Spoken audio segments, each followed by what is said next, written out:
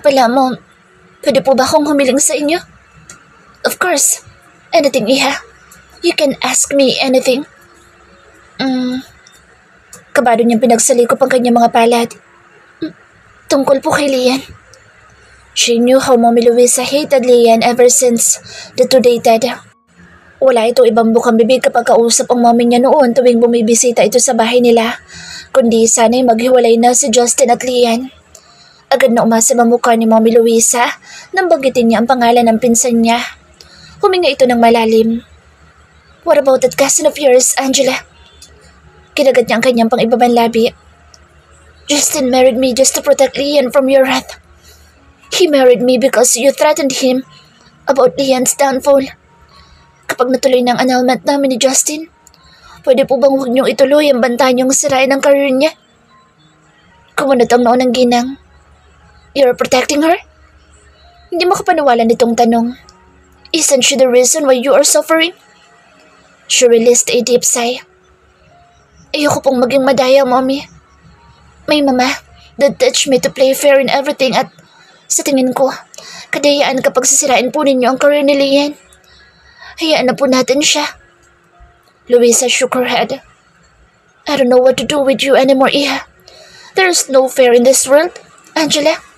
That cousin of yours is a witch, and I don't think she played fair based on what is happening right now. Killing them with kindness won't work on that woman. Alam niya naman iyon pero gusto niyang mamuhay ng tahimik. Gulo lang ang dala kapag nangyari ang banta ni Mommy Luisa and she doesn't wanna associate with her anymore. Lian worked hard on reaching her dreams to the extent of leaving Justin. Kapag sinira po natin kung ano meron siya sa ngayon, hindi pa rin po ako magiging masaya. I can't destroy her career just because I lost in this game of love we are in. Luisa sighed. Kung ako lang masusunod, I will do what I wanted to do with her. She's the reason why Justin became a rebel. And I hate her so much. Pero alam mo ding hindi ako makakahindi sa'yo. A small smile came from her lips. Does this mean you agree with my request? Her mother-in-law nodded. You can count on me that I won't meddle with her career anymore. After an hour talking, they bid goodbye to each other. Malungkot siyang umuwi ng bahay nila ni Justin. She doesn't know how long will be her stay in this place. Days passed by like a blur. Kasalukuyan niyang inaayos ang kanyang mga gamit. Everything is already set. Matapos ma-check lahat ng dalahin niya, tahimik siyang pumasok sa silid ni Justin. He wasn't home like usual. Marahan niyang inilapag ang isang brown envelope sa bedside table ni Justin. Dahan-dahan niya ring hinubad ang kanyang singsing at marahan iyong hinaplos. A lone tear had skipped from her eyes. Palungkot niyang inilapag ang singsing sa ibabaw ng folder. Isang beses pa niyang pinagmasdan ang silid ng asawa. This is it. She was really leaving him. Goodbye, Manila. And goodbye, Justin. Justin was drinking his Hennessy cognac while staring at the dance floor for a while now. Hindi niya alintana ang kanyang mga kasama sa table na nag-uusap ng kung ano-ano. He was home a while ago and found out Angela already left the house. Where is Angela, Manang? Bungad niya sa kanilang katulong nang pagbuksan siya nito ng pinto galing sa opisina. Kita niyang napakamot ng ulo si Manang Glory at alanganing ngumiti. Umalis na po si Ma'am Angela. Dala lahat ng gamit niya.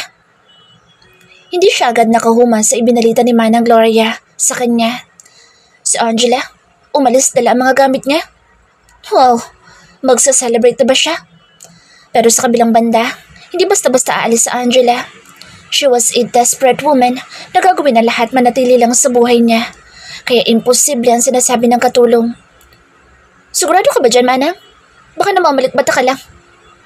Natatawa niyang tanong. Subalit seryoso ang mukha ni Manang Glory habang nakatunghay sa kanya. Ang bilin niya po sa akin ay may iniwan siya para sa inyo doon sa silid na ginagamit ninyo, senyorito. Nawindang man ay tumango siya at umakit na sa kanyang silid. Tama-tama ang pagpihit niya. Unang bumungad sa kanya ay ang pamilyar na singsing. Yun ang wedding ring ni Angela. Kahit na hindi niya isinusuot yung kanya, kilalang-kilala niya ang singsing na iyon. Dahan-dahan siya lumapit sa bedside table at dinampot ang singsing. He can't believe that she take off her ring. Gayong mas pinapahalagan pa nga ito ni Angela kaysa sa sariling buhay nito. What is her drama this time? Does she think he'll be moved with her dramatic actions? Kumunot ang kanyang noo nang mapansin ang brown envelope na pinatungan nito sa singsing. Inilapag niya ang singsing ni Angela at dinampot ang envelope. Slowly, he opened the document and was shocked to see what was it all about. A Tom annulment papers? Tom, it has her signature already. Is this a prank? Hindi naman siguro, di ba? Inilibot niya ang tingin sa paligid. Angela isn't a mischievous type of woman to pull tricks on him. Para masiguro kung totoo ba ang sinasabi ni Manang Glory ay lumabas siya nang silid at pumasok sa kwartong inuokupa ng babae. And his maid is right. Wala na nga doon ang mga gamit ni Angela. Napatingin siya sa malaking frame kung saan nakalagay ang wedding picture nila. Nasa sahig na ito at nakatalikod sa gawin niya. Maging ang maliit na frame sa bedside table ng kama ay ganoon din.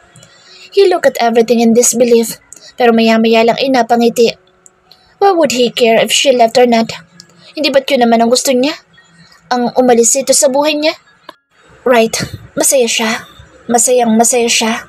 Hindi na niya poproblemahin pa kung paano paalisin sa buhay niya ang babae dahil ito na ang nagkusa. At kung akala ni Angela na habulin niya ito, that will never happen. Wow, anong meron? May party ba? Napukaw ang kanyang atensyon at bumalik sa kasalukuyan. Nakita niya si Zeus na kararating lang at umupo na sa mesang inuukupan niya kasama si Zack at Sander. This is a celebration, dude. Single na ulit ang kaibigan natin. Nakangisang wika ni Sander at inakbayan pa siya. You mean, naghiwalay na kayo ng asawa mo? Gulat na tanong ni Zeus. Tangulang ang naging sagot niya at muling nilagok ang laman ng kanyang baso. Hindi naman lingid sa mga ito ang nangyayari sa buhay niya lalo pat dakilang Diyosmoso itong si Zeus. Iniwan siya kamo. Sabat ni Zack. Napatingin naman si Zeus sa bumabahang alak sa mesa nila. Sigurado ba kayong celebration to? Bakit parang mukhang lamay ang itsura mo? Sinamaan niya ng tingin ng kaibigan. Mukha ba akong malungkot sa paningin mo? Humagalpak ng tawa ang huli at maging ang dalawa pa niyang kasama. Pero seryoso, dude. Mabuti naman at nagising ng asawa mo.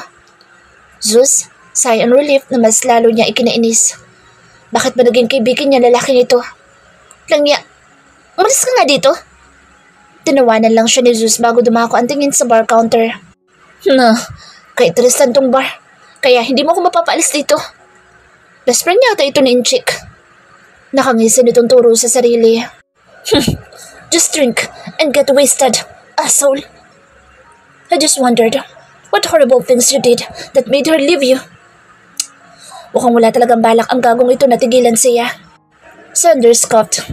He too, his secretary, who happened to be his wife's close friend. Zeus gave him a disgusted look on his face na hindi naman niya pinagtuunan ng pansin. Having sex to Abby was one of his ways to hurt Angela and make her leave, which was very effective. Did you check if she's already in her hometown? Baka mamaya may masamang nangyari na doon. She's the daughter of a billionaire who went outside with a bodyguard. Biglang singit ni Zack. Kumunot naman ang kanyang noo. Why would I do that? Wala akong pakialam kung umuwi siya sa kanila o hindi. Bahala siya sa buhay niya. Kibit balikat niyang tugon. How can you be so heartless, Fortalejo? Madramang sabi ni Zeus at naiiling pa. She knew what she signed for the moment she married me. And if I know, this is just her scheme para habulin ko siya, knowing Lian will be compromised with her decision. He scoffed. And what if you're wrong? Nangahamong wika ni Zeus. Tinasan niya ito ng kilay. And what if I'm not? Nagnising aso si Zeus. But what if you're really wrong? Kilala ko sa Angela, Zeus. I can bet my life with it. She will come back to me within a week. Puno ng kumpiyansa niyang pahayag. Zeus on the other hand smirked evilly. Mukhang may binabalak ang loko. Well, why don't we bet? You see, Wayne is importing brand new limited edition cars next week. I'm planning to purchase one, but since you talk about betting, bakit hindi na lang tayo magpustahan? Hey, stop it, you two. That isn't a good bet. Awat ni Zack. But determination grew bigger in his heart as he managed a half smile on his lips. Deal. But if you lose, you'll buy me mansion then. Zeus. Zeus smiled confidently. Yung tipo ng ngiti na akala mo'y panalo na siya. Deal. Better prepare your bank, Fortalejo. Plano ko talagang limasin ang pera mo. Minisian lang niya ang lalaki. He doesn't have to worry about the bet. Alam naman niya sa sarili niya ngayon pa lang panalo na siya. Kinabukasan ay nagtungo siya sa mansyon nila sa Laguna. Balita niya ay lumuwas na mommy niya nitong nakaraan. Kailangan niya malaman kung natunugan na ba ng mommy niya ang tungkol sa inihaing annulment ni Angela. At nang sa ganoon ay makapaghanda siya sa kanyang gagawin. Tahimik ang bahay nang dumating siya. Agad naman siya sinalubong ng mayordoma ng mansyon na si Manang Ising. Napasyal po kayo, senyorito. Nakangiti nitong bungad. Si mommy po, Manang. Nasa garden po kasama si Ma'am Therese. Tumungo siya at hindi na nag-aksaya pa ng panahon.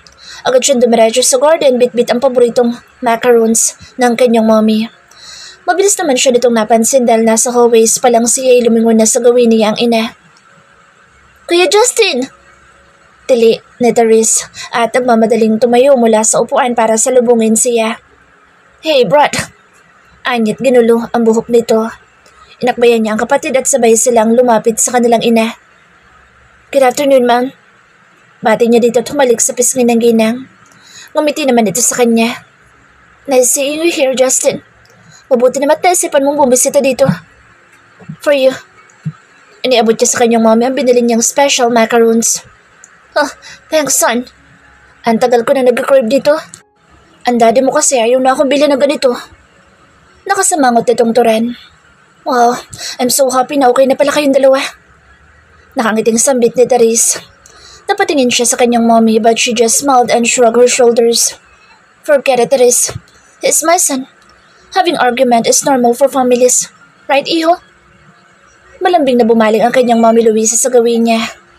Tumunog ang cellphone ni Therese kaya nagpaalam muna ito sa kanila. He sat on the chair across his mom at matama nitong talitikan. He was weighing if she already knew about the annulment. Quit staring and just tell me what's on your mind, Justin. Alam kong hindi ka bumisita dito ng walang mabigat na dahilan. His mother interrupted his deep thought. Nang hindi siya nagsalita ay nagpakawala ito ng malalim na buntong hininga. Is it about the annulment? Mabilis siyang napatingin kay Mommy Luisa. She was calm, unlike the usual. Wala din siya nakikitang galit sa mga mata nito. His mom being calm like this makes him even more suspicious of what she was planning and thinking. Yun yun? Yes. Tapid itong sagot. You're not mad? Hindi makapaniwala niyang sambit. I'm not. Did you see me going berserk right now? She said with a half smile. Huminga siya ng malalim. What are you planning, Mom? Nothing, Justin. I won't do anything. I don't believe you. He spotted. Nagkabit-balikat lang ang mommy niya. I'm fine with the annulment, Justin. I won't meddle with Leon's life too. And you can do anything you please. I don't care. You can even marry Leon if you want. Hope began to fill his heart. His mother stood up and looked at him calmly. But once you marry her, you and Leon cannot set foot in any of my territory. And lastly, forget about us. Me as your mom, and Tiago as your dad. Buena suerte in the decision, mi querido hijo. Nalimpungatan sa Angela nang narinig ang maraming huni ng ibon sa labas. Kahit nakapikit pa ang kanyang mga mata, ay napakunot noo siya. Kailan pa nagkaroon ng maraming ibon sa syudad? Dahan-dahan niyang iminulat ang kanyang mga mata at saka lang niya naalalang nasa asyenda na pala siya at wala siya sa Manila. Lumingon siya sa may bintana ng kanyang silid. Mukhang late yata siyang nagising ngayon base sa mataas na sikat ng araw sa labas. Marahan siyang umunat at bumangon para maglinis ng sarili. Naalala niyang 2 araw na pala magmula na makauwi siya galing Maynila. Hindi pa niya nakakalimutan ang labis na gulat sa mukha ng kanyang mga magulang nang makita siyang bit-bit ang kanyang maleta sa labas ng kanilang mansyon. Iha?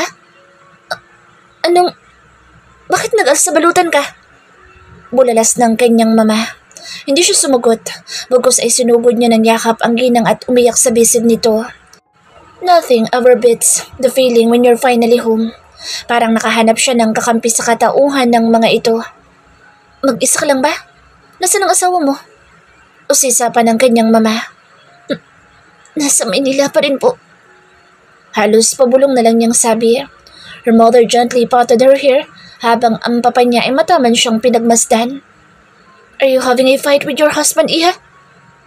Malumanay na tanong ni Crisostomo sa kanya. Napatungo siya. Kanina lang sa aeroplano ay sa ulunan niya lahat ng nais niyang sabihin sa mga ito pero ngayong kaharap na niya ang kanyang mga magulang. Para bang umurong ang dila niya bigla. Her mother looked at his father and shook her head. Tumahimik naman ito at hindi na nagtanong pa, bagkus ay nilapitan siya nito't niyakap. It's fine. If you don't want to talk about your problem for now, Iha. Ang laki ka na. I know you can handle it very well. Pero, recuerdo que estamos aquí para ti también. Mas lalo lang siyang niyakap at yumakap na mahigpit sa kanyang papa. Natatawa naman itong hinaplos ang kanyang buhok. Oh, you're a big girl now. But you're still such a crybaby. Napukaw ang kanyang paglalakbay ng diwa nang makarinig siya ng katok mula sa pintuan ng kanyang silid. Pasok! Bukas yan! Sumungaw mula sa pinto ang mukha ng kanilang mayordomang si Manang Thelma. Magandang umaga, Senyorita Angela. May bisita po kayo. Bisita? Sino? Napakunot noo siya. Wala naman kasi siyang naalalang pinagsabihan na nakauwi na siya. Dumungaw sa pintong isang pamilyar na mukha na agad na nagpangiti sa kanya. James! You're here! Umalis sa pintuan si Manang Thelma para bigyan ng daan si James na makapasok. Sinalubong naman niya ng masayang yakap ang lalaki. How are you, Angela? Bakit hindi ka nagsabi na uuwi ka pala? I could have picked you up at the airport para masiguro ligtas ka. Himig tampong wika ng lalaki. Natatawa niyang tinapik ang braso nito. Ano ka ba? Ayos lang ako, no? Tsaka nagpadala naman ng tauhan ng mommy mo mula kay Tuason ata ang apelido nun. Panggabi kasi nakuha niyang flight patungong Mindanao kaya matapos niyang umalis sa bahay ni Justin ay nagbook muna siya ng hotel. She was supposed to be alone but a man named Tuason greeted her outside the hotel's lobby. She's meticulous. Lalo na't taglipa na ang mga kidnappers ngayon subalit mabilis naman siyang sumang-ayon na maging escort ang mga ito. Dahil na rin sa tawag na natanggap niya mula kay Nathan. Ayon sa lalaki ay mapagkakatiwalaan umano si Isaac Tuazon. Kumunot ang noo ni James sa sinabi niya kaya bahagya siyang nagtaka. What's wrong? I didn't know that ma'am knew about Isaac Tuazon's escort service. You know him too? James nodded. He was a friend of mine and Kuya's close friend too. Napakurap-kurap siya at maya-maya pa ay nagkibit-balikat lang. She doesn't really want to talk about Justin nor hear his name.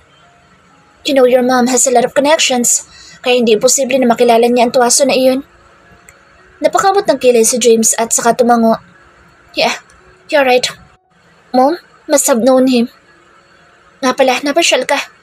Sigurado ka bang wala kang nakatambak na trabaho sa rancho? Pinaningkitan niya ito ng mata. James was always like this, neglecting his works at the asyenda. Tapos mag-aaya lang na mamasyal sila, kaya madalas na nasasabon ni Daddy Tiago. Isang malaking ngisi ang kumawala sa labi ni James. Nagbago na ako.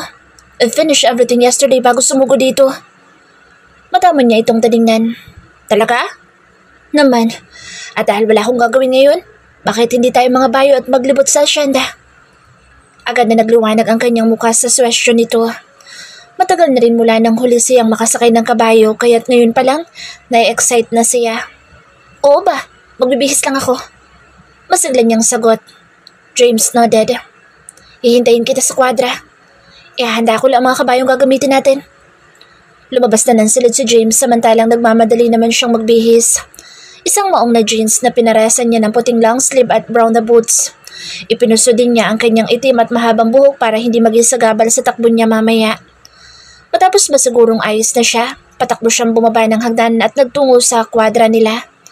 Habang naglalakad ay nakasalubong niya si Aling Esther na may dalang basket na naglalaman ng mga gulay.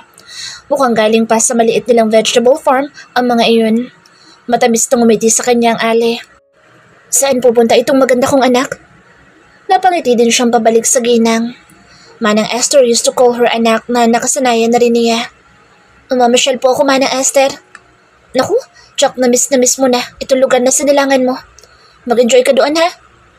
Anito't hinaplos siya sa braso. Oo naman po. Napansin niyang biglang nalungkot si Manang Esther kaya nag-alala siyang tumitig sa ginang. May problema po ba, Manang? Abay, hindi naman ganoong kalaki. Namimiss ko lang ang aking anak na si Abby. Kung bakit ba kasi lumabas pa ng Maynila ang batang iyon. Kung tawagan ko naman ay napakailap kausap. Siguro ay mas mahal na niya ang Maynila kaysa Mindanao. Malungkot itong pahayag. Ikaw ba? Nakausap po ba siya doon? Dinalaw ka ba ng kaibigan mo? Binilin ko pa naman sa kanya na kamustahin ka kapag may oras siya. Hindi siya agad nakapag-react sa ginang. Hindi niya alam kung ano isasagot niya. Hindi din niya kayang sabihin dito ang pagtatraidor ng babaeng halos itinuring niyang kapatid. Aling Esther is like a mother to her too. Ayos ka lang ba, anak? Kumurap-kurap siya. Ayos naman po. Saka, baka busy lang po si Abby kaya hindi niyo madalas nakakausap. Sandali itong natahimik. Kapag kuha na yung umiti. Siguro nga, tama ka no? O siya sige, tumuloy ka lang sa lakad mo. Mag-iingat ka doon ha. Tipid siyang umiti at tumango. Hinatid tanaw niya ang ginang papasok sa mansyon nila. She heaved a deep sigh before turning her back and went her way to the stable. Nabutan niya si James na nag-aayos ng randa ng sakyan nilang kabayo. Okay na ba? Mabilis na napalingon si James at bahagya pang natigilan. Nagtataka niyang pinagbasta ng kaibigan dahil sa naging reaksyon nito. Ayos ka lang ba? Napalunok pa ang lalaki. Tumikhim. I'm fine. It's just that you're too pretty today. Natawa siya. Wala akong perang pasulo sa'yo. Biro pa niya. James just smiled and shook his head. Pupurihin pa rin kita kahit walang bayad. She grinned upon hearing his words. Mga linyahang James talaga. Ang mabuti pa umalis na tayo. Tumango ito at inalalayan siya makaakyat sa likuran ng kabayo. Thanks, James. Marunong ka pa bang mga bayo? We can use just one horse if you want. Alok ng binata pero umiling siya. Kaya ko, kahit na magkarera pa tayo. Paggayabang naman niya. James grinned confidently. Sige ba? Ako pa talagang hinahamon mo ha? Anito habang sumasampa sa kabayo. Hindi na niya hinintay pa ang lalaki na makapwesto. Agad na niyang hinigpitan ang renda at pinatakbo ang kabayong dala niya. Teka lang! That's cheating, Angela! Danig niyang sigaw ni James pero hindi siya nakinig at tinawanan lang ito. Binaybay niya ang malawak nilang lupain gaya ng dati niyang ginagawa. Tamang-tama ang pag-aya ni James sa kanya dahil hindi mainit ang panahon. Sariwa ang hangin na dumadapyo sa kanyang muka habang nililipad ng hangin ang kanyang nakapusod na buhok. How much she misses the smell of the sugar canes nearby. Nakikita din niya ang mga trabahador sa kanilang tubuhan mula sa kinaroroonan niya. Malapit na pala ang harvest time kaya magiging abala na naman ang lahat. Lumangon siya sa likuran nang makarinig siya ng yapak ng kabayo. James was approaching her way that made her grin. Dahil malapit na siyang maabutan, mas pinabilisan din niya ang takbo ng kabayong gamit niya. James was good with this. Ilang beses na ba siyang natalo ng kaibigan sa karera at maging ang nakatatanda nitong kapatid na si Justin. She mentally shook her head. Ilang beses din ba niyang kailangang paalalahanan ang sarili na huwag isipin ng lalaking iyon. Napasimangot siya habang binabaybay ang daan patungo sa kagubatan. Masukal na ang lugar na tinatahak niya pero hindi niya alintana iyon dahil sanay siya sa lugar. Yun ang daan patungo sa talo ng kanilang asyenda kung saan madalas silang magkakaibigan na pumunta at maligo. Maya-maya pa ay nakaramdam siya ng hilo at parang napasukan ng hangin ng kanyang sikmura. La mierda. Hindi pala siya nakapag-almusal at nakalimutan niya rin maghapunan kagabi dahil nakatulog siya. Sinubukan niyang patigilan ang kabayo para makapagpahinga siya subalit matigas ang ulo nito at nagtuloy-tuloy lang sa pagtakbo. Parang nagdidilim ang paningin niya at nabitawan ng tuluyan ang renda. She thought she was about to fall off the ground but a strong arm stake around her waist and caught her. Walang kaabog-abog siyang inilipat sa ibabaw ng kabayo nito. James was gripping her waist tightly habang binabaybay ang kahabaan ng kagubatan patungo sa talon. Hindi na rin kabilisan ang takbo ng kabayong sinasakyan nila. James, paano yung kabayong sinakyan ko kanina? Nag-aalala niyang tanong. Huwag mo muna isipin yun. I'll just ask my men to search for it later on. Seryosong wika nito. Bahagya siyang naasiwa dahil sa masyadong magkadikit ang katawan nila. Sinubukan niya umusog ng konti pero hindi siya hinayaan ni James na makalayo at hinila siyang palapit dito. Stay still. Angela, pero stop being stubborn. Ani ng barito ng boss na lalaki. Hindi na lang siya nagsalita at kumibo hanggang sa marating na nila ang talon. James is scary when he's mad and serious dahil minsan lang naman itong magalit. Nakasimangot na inalayan siya ng binata para makababa sa kabayo nito. Kita niya ang pag-igting ng panga ng lalaki, tanda, nang hindi talaga nito nagustuhan ang nangyari kanina. Siya man ay kinabahan din. Muntik na siya mahulog sa kabayo. For pity's sake, kung hindi man siya mababalian ng buto, sigurado siyang pilay ang aabutin niya at mapapagalitan pa siya ng kanyang papa. Jeez, Angela, you almost got me heart attack. James exclaimed. Sabi ko naman sa'yo na hintayin mo ko, di ba? Pero hindi ka nakinig kahit anong sigaw ko't nagtuloy-tuloy ka pa rin. He even combed his hair with his fingers out of frustration. Paano kung may nangyaring masama sa'yo? Napabuntong hininga na lang siya at napatungo. It was her fault and she admitted. Sorry na. Nahilo kasi akong bigla. James tilted his head as he was staring at her with a stern expression on his face. Nahilo? Are you pregnant? Hindi no. Nakalimutan ko mag-almusal. Perap niya sabi. He sighed in relief na ipinagtaka niya. James even murmured something that she didn't hear clearly, kaya pinaningkitan niya ito ng mata. May sinasabi ka ba? Wala. We better go back para makapag-almusal ka na. Padabog nitong sabi. Napasimangot siya. Kararating pa lang natin eh. She wrinkled her nose. James shot her a death glare, pero hindi siya natinag at ninisian lang ang lalaki. She knows he can get mad at her for so long. That's why she likes him as her best friend. Stop smiling at me like that. Hindi mo ako madadala sa paganyan-ganyan mo. Uwi na tayo. Masungit itong ani. Inilibot niya ang tingin sa paligid. Sakto namang napalingon siya sa puno ng rambutan na hitik ng bunga. James, ikaw mo ako nun. Turo niya sa hinog na prutas. Tumitig naman doon ang binata bago lumingon sa kanya at umiling. No. Inayos nito ang randa ng kabayo at naglahad ng kamay sa kanya. Napabuntong hininga siya at malungkot na lumingon sa rambutan bago tinanggap ang kamay ni James. Maingat siya nitong inalalayan pasakay sa kabayo. James was about to climb at the horseback too nang magpakawala ito ng malalim na buntong hininga at nakapamewang na humarap sa kanya. Why are you being like this? Bakit ba hindi kita mahindian? Naiinis nitong wika. A small smile crept on her lips. She knew it. Hindi siya nito matitiis. James held her hand back para makababa siya sa kabayo. Tinungo naman nila ang puno ng rambutan. Nagubad ng damit si James at natatawang binato pa sa kanyang muka. Sinamaan niya ito ng tingin pero nagibit balikat lang ang lalaki at umakyat na sa puno. Pagkatapos mamitas ni James ng rambutan ay pumasto sila sa malaki at malapad na bato sa harap ng talon. Napapalibutan din ng maraming bulaklak ang lugar. Malinaw na malinaw ang tubig dahil na rin sa pangangalaga ng mga tauhan nila sa utos ng kanyang mga magulang. Her parents wants to preserve the place dahil paborito ito ng kanyang mama. Bakit ka nga pala umuwi dito, Angela? Knowing kuya, imposibleng pinayagan kanya magbakasyon. Usisa ni James. Parahan siya nagpakawala ng malalim na buntong hininga at tumingin sa malayo. Believe it or not, I filed an annulment, James. James stopped eating and looked at her intently. Maya-maya pa dinampi nito ang palad sa kanyang noo na animoy dinama kung may lagnat ba siya o wala.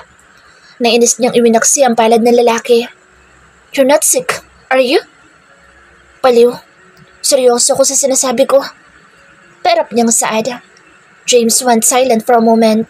Talingon niya ang lalaki at nakitang maaliwala sa mukha nitong nakatitig sa bumabagsak na tubig sa talon.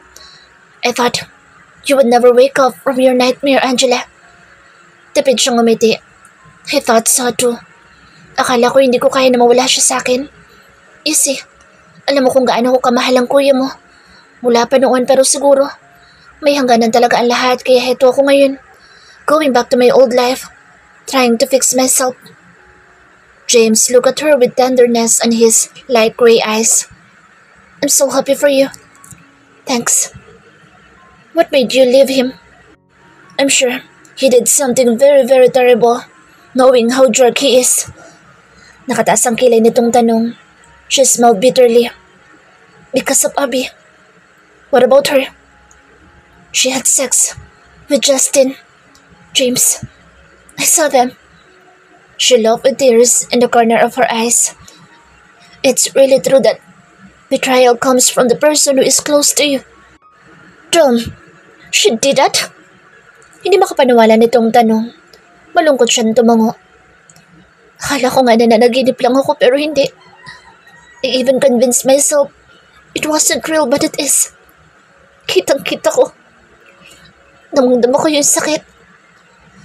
She can even picture their younger self, her Albie and Malia happily swimming in the falls she's in right now.